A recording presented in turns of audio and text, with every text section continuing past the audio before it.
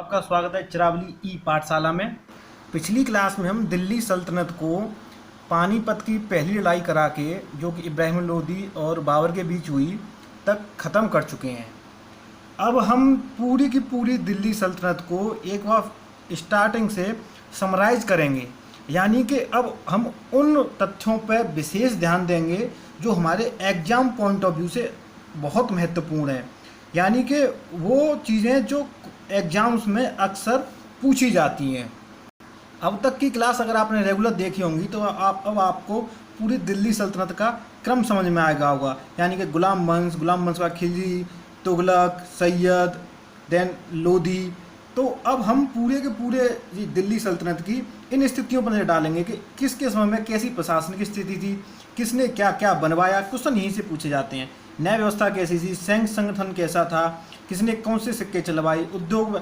आप लगभग जो हम अब आगे पढ़ेंगे उसमें से 90% पोर्शन कवर कर चुके हैं ऑलरेडी, लेकिन कोई कहीं आप लोगों को उसको सिस्टमेटिक करने में दिक्कत आ रही होगी। तो अब हमने उनको सबको सिस्टमेटिक करके आपको एक जगह पढ़ाने की कोशिश की है। आइए अब सबसे पहले नज़र डालते हैं दिल्ली सल्तनत की स्थापत्य कला के ऊपर। दिल्ली सल्तनत का पहला वंश गुलाम वंश और इसका पहला शासक कुतुबुद्दीन ऐबक। इसको हम पहले भी पढ़ चुके हैं। जैसे कुतुबुद्दीन ऐबक के समय में क्या निर्माण हुआ था, कुतुबुल इस्लाम। ये क्यों महत्वपूर्ण है, क्योंकि भारत की पहली मस्जिद कहाँ है, दिल्ली में है। दूसरा, 2.5 दिन का झोंपड़ा अजमेर में। तीसरा, कुतुब मीनार का निर्माण प्रारंभ कराया। इन सब के बारे में जब हम कुतुबुद्दीन ऐबक का चैप्टर पढ़ रहे थे अच्छे से पढ़ चुके हैं। यहाँ केवल हम चीज़ों को सिस्टमेटिक और एक जगह रखने की कोशिश की है बस। दूसरा, गुलाम वंश से इल्तुतमिश। इसके समय का क्या निर्माण महत्वपूर्ण है। एक तो उसने कुतुब मीनार को पूरा करवाया, इसके बारे में विस्तार से कुतुबुद्दीन ऐबक वाले चैप्टर में हम देख चुके हैं, यहाँ ज़्यादा समय व्यतीत नहीं करेंगे। दूसरा, सुल्तानगढ़ी का मकबरा। ये क्यों महत्वपूर्ण है, क्योंकि ये भारत का पहला मकबरा है। क्वेश्चन अगर पूछा जाता है भारत का पहला मकबरा कौन सा है, तो सुल्तानगढ़ी का मकबरा है। इसके बारे में भी हम इल्तुतमिश के चैप्टर जो पढ़ रहे थे उसमें ऑलरेडी कवर कर चुके हैं। तीसरा, इस गुलाम वंश से है कि एक बलबन हुआ था। बलबन का जो मकबरा है वो भारत का फर्स्ट मकबरा है, यानी भारत का पहला मकबरा है जो शुद्ध इस्लामिक शैली से बना है। अगर क्वेश्चन में ये ऐड कर दिया जाता है कि भारत का पहला मकबरा जो शुद्ध इस्लामिक शैली से बना है, तो सुल्तानगढ़ी का मकबरा नहीं, वो बलबन का मकबरा होगा। अगर ये शुद्ध इस्लामिक शैली उसमें ऐड नहीं होती है तो आपके क्वेश्चन का आंसर सुल्तानगढ़ी का मकबरा होगा। तो ये तो वो चीज़ें हैं जो गुलाम वंश के समय पर स्थापित हुई थी। कुतुब इस्लाम, 2.5 दिन का झोंपड़ा, कुतुब मीनार का निर्माण, कुतुब मीनार को पूरा करवाना, सुल्तानगढ़ी का मकबरा और बलबन का मकबरा। अब आगे चलते हैं। गुलाम वंश के बाद आया था खिलजी वंश। खिलजी वंश में केवल एक ही व्यक्ति था जिसने कुछ स्थापत्य कला में काम किया, वो था आपका अलाउद्दीन खिलजी। और इसने 3 निर्माण कराए, वो दिल्ली में हौस खास, हजार खम्मा महल और तीसरा था अलाई दरवाज़ा। ये अलाई दरवाज़ा कहाँ है, अलाई दरवाज़ा है कुतुब मीनार के पास। जैसा कि आप चित्र में देख पा रहे होंगे, ये है कुतुब मीनार और इसके बगल में है ये वाला अलाई दरवाज़ा। ये है अलाई दरवाज़ा और ये पीछे इसके कुतुब मीनार। ये अलाई दरवाज़ा कब बनवाया था इसने, ये अलाई दरवाज़ा बनवाया था अलाउद्दीन खिलजी ने गुजरात विजय के बाद। खिलजी वंश के समय के यही 3 महत्वपूर्ण स्थापत्य कलाएँ हैं। खिलजी वंश के बाद था तुगलक वंश। तुगलक वंश में सबसे पहला शासक था गयासुद्दीन तुगलक, और गयासुद्दीन तुगलक ने क्या कराया था, तुगलकाबाद शहर का निर्माण कराया था। और इसी तुगलकाबाद शहर में इसकी मकबरा भी है। गयासुद्दीन तुगलक के बाद आया जो स्थापत्य कला के क्षेत्र में फिरोज शाह तुगलक, और इन दोनों के बीच शासक रहा था, वो था कौन, याद करिए, मोहम्मद बिन तुगलक, जिसका नाम था जौना खां, और जो इस फिरोज शाह तुगलक का चचेरा भाई था। तो फिरोज शाह तुगलक ने क्या काम करवाया था, एक तो कुतुब मीनार में 5 मंजिल ऐड करवाई। अगर इसके बारे में आपको विस्तार से समझना है या कुछ करना है तो आप कुतुबुद्दीन ऐबक वाला वीडियो एक बार पुनः देख लीजिए, हम इस यहाँ पे समय बर्बाद नहीं करेंगे। और फिरोज शाह तुगलक ने सबसे ज़्यादा शहरों का निर्माण कराया था। एक शहर फतेहाबाद, हिसार, फिरोजपुर, जौनपुर। ये जौनपुर का निर्माण इसने अपने भाई जौना खां की याद में करवाया था। जौना खां किसका नाम था, अभी तो बताया, मोहम्मद बिन तुगलक का। तो मोहम्मद बिन तुगलक, जिसका नाम जौना खां की याद में बनवाया था जौनपुर। और एक शहर बनवाया था इसने फिरोजाबाद, और इसी फिरोजाबाद में इसने अपनी राजधानी भी स्थापित की थी। एक था फिरोजा कोटला। फिरोजा कोटला भैया यहाँ पे दिल्ली में आजकल क्रिकेट स्टेडियम भी बना हुआ है। ठीक है, तो ये हो गए 3 वंश। गुलाम वंश का देख लिया आपने, खिलजी वंश का देख लिया, तुगलक वंश का देख लिया। अगला था सैयद वंश। सैयद वंश में कोई भी स्थापत्य कला का निर्माण नहीं हुआ। तो सैयद वंश के बाद अगला था लोधी वंश।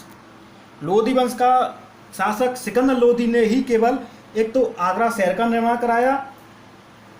कब कराया? 1504 ईस्वी में। और इसी आगरा शहर में एक किला बनवाया और उस किले का नाम क्या है? बादलगढ़ का किला। इसी बादलगढ़ के किले को परिवर्तित करके जब बाद में आप पढ़ोगे मुगल काल में अकबर आएगा और अकबर ने इसी बादलगढ़ के किले को परिवर्तित करके आगरा का किला बनवाया था। तो ये तो हो गई आपकी पूरी की पूरी स्थापत्य कला।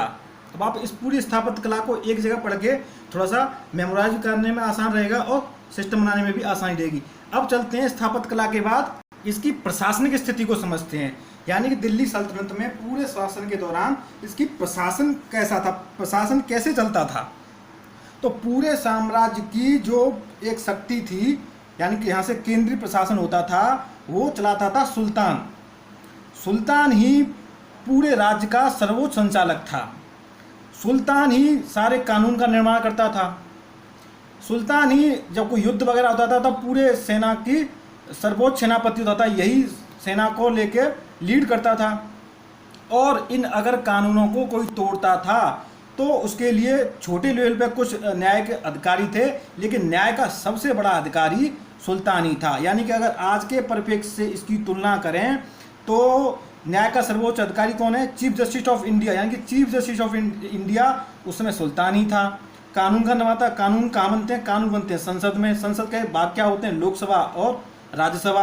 यानी कि जो आज की डेट में लोकसभा और राज्यसभा मिलकर जो पूरा काम करते हैं, उसके ऊपर राष्ट्रपति जो सिग्नेचर करते हैं, तीनों मिला के संसद का निर्माण करते हैं। और जो काम उस समय इस समय वो संसद करती है, उस समय कौन करता था? सुल्तान। है कि संसद भी सुल्तान, आपका चीफ जस्टिस ऑफ इंडिया भी सुल्तान, सेना का सर्वोच्च सेनापति। यानी कि सेना उस समय की सेना एक ही होती थी, पैदल सेना। तो आज की परिप्रेक्ष्य में देखें तो इसके जो आर्मी चीफ, एयरफोर्स चीफ और नेवी चीफ, इन तीनों को मिला के एक पद बनाया गया है CDS का। तो यानी कि आज का CDS उस समय का सुल्तान, CDS की पावर भी सुल्तान के पास थी। तीसरा, राज्य का सर्वोच्च संचालक, यानी कि कार्यपालिका का हेड। यानी कि आज के परिप्रेक्ष्य में देखें तो जो पावर्स एक इंडिया के प्राइम मिनिस्टर नरेंद्र मोदी के पास है, वो सारी पावर सुल्तान के पास थी।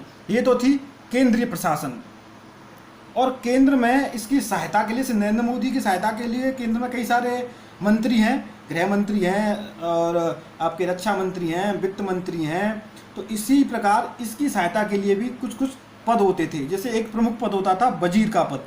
वजीर यानी कि आज का प्रधानमंत्री या वित्त मंत्री, वित्त का काम और पूरे संचालन का काम ये वजीर ही करता था। क्वेश्चन यहाँ से अगर पूछा जाएगा तो वो पूछा जाएगा, वजीर और सुल्तान के बीच की कड़ी होता था एक नायब। जब सुल्तान कहीं जाता था, जैसे एक दिल्ली का सुल्तान चढ़ाई करने के लिए चला जाएगा गुजरात, तो उस समय दिल्ली में कोई कारोबार होगा, दिल्ली में कोई काम होगा, तो वो सारे जो नियम कायदा कानून जो भी पास करेगा, जो शक्ति उस समय सुल्तान की थी, सुल्तान चला गया गुजरात, तो वो सारे काम अब आ जाते थे नायब के पास। नायब सुल्तान के बाद किंतु वजीर से श्रेष्ठ होता था। तो ये प्रश्न पूछा जा सकता है कि सुल्तनत काल में सुल्तान और सुल्तान के बाद का सबसे बड़ा अधिकारी कौन था? तो वो नायब था। ये नायब वजीर से ऊंचा था, सुल्तान से जस्ट उसका ये कह सकते हैं सुल्तान के बाद यही सारा काम वाम देखता था। एक विभाग था दीवाने रसातल। ये जैसे आज का विदेश मंत्रालय के काम होते हैं, दूसरे राज्यों से मतलब वार्तालाप करना, ये सब दीवाने रसातल का काम था। दीवाने ईसा पत्राचार विभाग, दीवाने अर्ज, इसको याद कर लेना, वेरी इंपॉर्टेंट है। यहाँ पे लिखा हुआ है सैन्य विभाग प्रमुख। अभी तो हमने देखा साहब सेना का सर्वोच्च तो सुल्तान है। अरे भाई, सुल्तान सेना सर्वोच्च तब होता था जब कोई युद्ध होता था, सेना को लीड करना है तो सुल्तान हेड है। लेकिन सेना के और भी तो काम होते हैं, जैसे सैनिकों की भर्ती करनी है, अब सुल्तान थोड़ा भर्ती कराएगा। सैनिकों को वेतन कैसे देना है, क्या करना है, ये सब दीवाने अर्ज का काम होता था। सैनिकों को ड्रेस वेस कैसी होगी, ये काम होते थे दीवाने अर्ज के। लेकिन जब सेना की लड़ाई की बात आती थी तो उसका सेनापति सुल्तान ही होता था। एक पद था काजी उल हुजात, यानी कि ये करता था काजी साहब हैं, तो ये न्याय का काम करेंगे। लेकिन इनसे ऊपर जैसे कि सुप्रीम चीफ, आगे चीफ जस्टिस ऑफ इंडिया अगर कोई किसी को फांसी भी दे देते हैं सुप्रीम कोर्ट, तो लेकिन आज जो राष्ट्रपति के पास अधिकार हैं कुछ कुछ किसी को फांसी से माफ़ करने का, या किसी को लगता है दीवान उच्च कुजात से कोई निर्णय से सहमत नहीं है, तो उसका निर्णय कौन करता था? फिर ये सुल्तान ही करता था। अब तक तो हमने देखा पूरा केंद्रीय प्रशासन कैसा था। केंद्रीय प्रशासन के बाद पूरा जो क्या बोलते हैं उसको, साम्राज्य या पूरा सल्तनत हुआ करती थी, वो छोटे छोटे हिस्सों में विभाजित था। जैसे कि पूरे साम्राज्य को बोलते थे सल्तनत, जिसका हेड सुल्तान, हमने अभी देख लिया सल्तनत के बारे में पूरा। सल्तनत में होते थे विलायत, जिन्हें जो आज क्यों प्रांत बोलते हैं, जैसे बोलते हैं ना कहीं विलायत नहीं जा रहा, तो विलायत भाई साहब उस समय छोटे छोटे दूसरे एक दूसरे के प्रांतों को ही विलायत बोलते थे। आज तो बोलते हैं विलायत विदेश से संबंधित है, लेकिन उस समय दूसरा प्रांत ही विदेश या विलायत हुआ करता था। तो सल्तनत बटा हुआ था विलायतों में, और इस विलायत के अधिकारी को बोलते थे मुफ्ती या इक्तादार, यानी कि प्रांत का गवर्नर। और ये जो विलायत थे ये बटे हुए थे सिकबों में, सिक यानी कि आज के जिले, और इन सिक के हेड को बोलते थे सिकदार। ये जो सिकदार का जो पद दिया था वो सब तो किसने दिया था? बलवंत। हाईलाइट मतलब इम्पोर्टेंट। और ये जो जिले थे, जो आज जैसे जिले आज हमारे आज की परिप्रेक्ष्य में बटे होते हैं आपके तहसीलों में, तो उस ज़माने को बोलते थे परगना।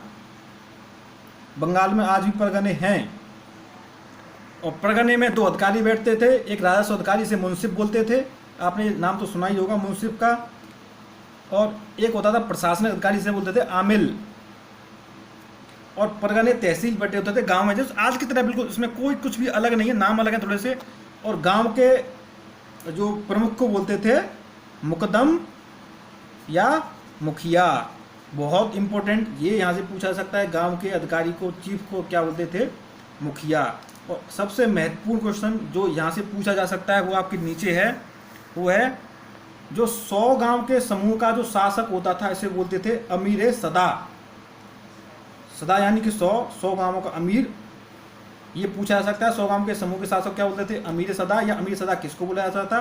नीचे दे दिया जाएगा 10 गांवों का प्रमुख, 50 गांव का प्रमुख, 1000 गांव का प्रमुख या 100 गांव का। तो कितने गांव का प्रमुख था ये? 100 गांव का प्रमुख। और इसकी नियुक्ति सबसे पहले किसके समय में हुई थी?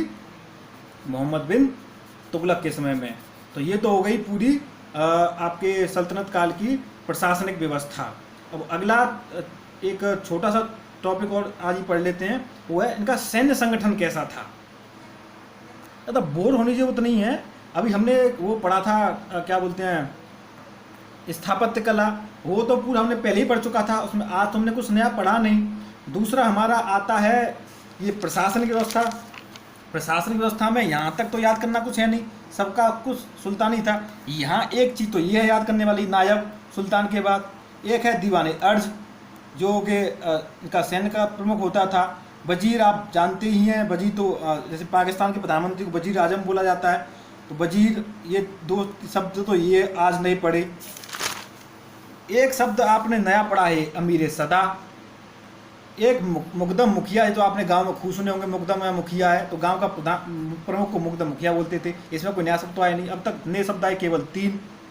और इधर ये थोड़े से परगना, ये 4-5 अब तक केवल आज की क्लास में 14-15 मिनट की क्लास हो गई, अभी तक केवल आपने 4 या 5 वर्ड नए पढ़े हैं, इसमें भी आप परेशान होने की आवश्यकता नहीं है बिल्कुल भी। और तीसरा टॉपिक है सैन्य संगठन। इस सैन्य संगठन में से भी आपने लगभग 90% पहले ही पढ़ चुका है, 10% एक दो चीज़ हैं वो आज नई ऐड करेंगे। सैन्य संगठन सबसे पहले गुलाम वंश से स्टार्ट करते हैं। गुलाम वंश में सबसे पहले सैनिकों के लिए जो चीज़ सुनने में आई थी वो आई थी कि बलबन ने सर्वप्रथम सैन्य संगठन का निर्माण किया, और ये सैन्य संगठन का नाम क्या था? दीवान अर्ज, जो उसको हमने अभी जस्ट 2 मिनट पहले ही देखा है। जो हम देख रहे थे सुल्तान के सहायक लोगों में एक दीवान अर्ज नाम का व्यक्ति होता था, उसका काम क्या था? सैन्य से संबंधित। ये क्वेश्चन ऐसे पूछा जाएगा दीवान अर्ज किससे संबंधित है? तो सैन्य संगठन से संबंधित। ठीक है। अब बलबन के बाद ये गुलाम वंश का खिलजी वंश। खिलजी वंश में ना सबसे ज़्यादा क्वेश्चन अलाउद्दीन खिलजी से ही आएंगे।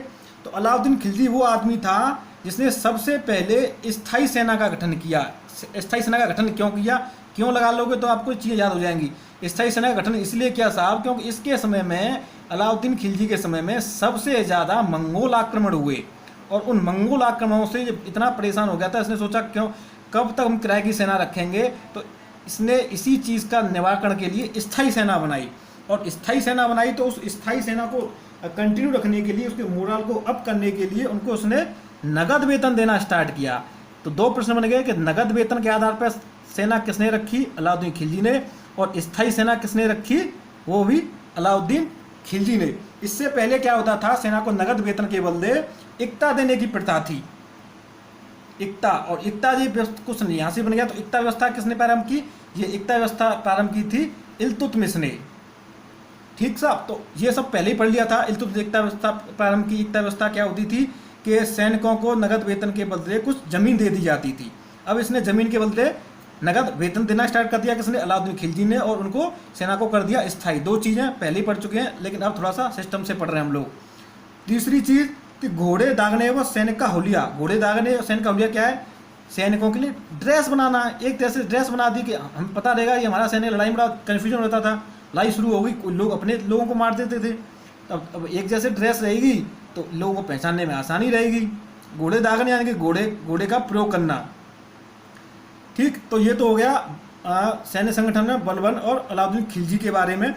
तीसरा, सैनिकों के बारे में जो कुछ काम किया था वो किया था फिरोज शाह तुगलक ने, तुगलक वंश में आके। इसने क्या किया, इसने सैनिकों को कर दिया स्थायी, यानी कि इसका बाप है वह उसकी जगह पे उसका बेटा लेगा, यानी सैनिकों को आनुवंशिक कर दिया। प्रश्न पूछा जाता है कि सैनिकों को आनुवंशिक किसने किया, तो वो किया फिरोज शाह तुगलक ने। और उसी का प्रभाव था, अभी हम कुछ पद देखेंगे, वही पद आगे चल के सरनेम हो गए, यानी कि गोत्र बन गए। जैसे कि ये सैनिकों में सबसे बड़ा जो सबसे चीफ होता था, जैसे हमने सुल्तान वाले में पढ़ा था, सेना का सर्वोच्च सेनापति सुल्तान। सुल्तान के बाद आता था खान। खान आज की डेट में देखते हो आप, कोई बहुत लोग लगाते सरनेम। मलिक, ये भी सरनेम लगाते हैं। उसके बाद अमीर, सिपाल सालार और सरखेल। उस प्रश्न यहाँ से पूछा जाएगा कि सल्तनत काल की सैन्य व्यवस्था की सबसे छोटी इकाई क्या थी, तो वो था सरखेल। इसलिए इसको मैंने हाईलाइट किया है, सबसे ज़्यादा इम्पोर्टेंट। 10 घुड़सवार के बराबर एक सिपह सालार होता था, और 10 सिपह सालार के बराबर एक अमीर होता था, और 10 अमीर के बराबर एक मलिक, और 10 मलिकों के बराबर एक खान। और जो सुल्तान होता था उसने अपनी जो सेना पूरी व्यवस्था थी, यानी कि सैनिकों की टुकड़ियों को 10 खानों में डिवाइड कर रखा था, इसलिए 10 खानों के बराबर हुआ एक सुल्तान। समझ में आया, यानी कि एक सुल्तान ने पूरी सेना को डिवाइड कर दिया 10 डिवीजनों में, और हर एक डिवीजन का प्रमुख बना दिया एक खान को। और खान ने, अब जो खान हो गया, 10 खान हो गए, तो हर एक खान ने अपनी सेना को फिर 10 मलिकों में डिवाइड किया, और इसी तरह से ये डिवाइडेशन था। तो यहाँ से जो प्रश्न बनता है, सबसे इम्पोर्टेंट बनता है कि सुल्तान के बाद सैन्य का सबसे बड़ा अधिकारी कौन था, खान। और सबसे बड़ा तो ये होगा, सुल्तान तो था ही सबसे बड़ा, सुल्तान के बाद पूछा जाने वाली चीज़ होगी खान, और सबसे छोटा सरखेल। आया समझ में। तो सैन्य संगठन में इतना ही है केवल। एक तो सैन्य संगठन का विभाग का अधिकारी दीवान अर्ज, इसके बारे में पहले हम देख चुके हैं। अलाउद्दीन खिलजी ने क्या किया, स्थायी सेना का गठन किया, नगद वेतन दिया। और इससे पहले नगद वेतन के बदले क्या होता था, एकता देने की प्रथा थी, और ये एकता देने की प्रथा किसने की थी, इल्तुतमिश ने स्टार्ट की थी। अलाउद्दीन खिलजी ने इनके साथ साथ सैनिकों के लिए ड्रेस बनवाए, और फिरोज शाह तुगलक ने क्या किया था, सैनिकों को आनुवंशिक कर दिया था। और इसमें से केवल 2 चीज़ें, खान और सरखेल इंपॉर्टेंट है। तो इस तरह ये आपका सैन्य संगठन का क्लास कंप्लीट होती है। अब हम मिलते हैं अगली क्लास में एक नए टॉपिक, न्याय एवं दंड व्यवस्था तथा इनकी राजस्व व्यवस्था कैसी थी, यानी कि कब किसने कैसे सिक्के चलाए, ये यहाँ पे हम अगली क्लास में देखेंगे। चलिए फिर मिलते हैं अगली क्लास में।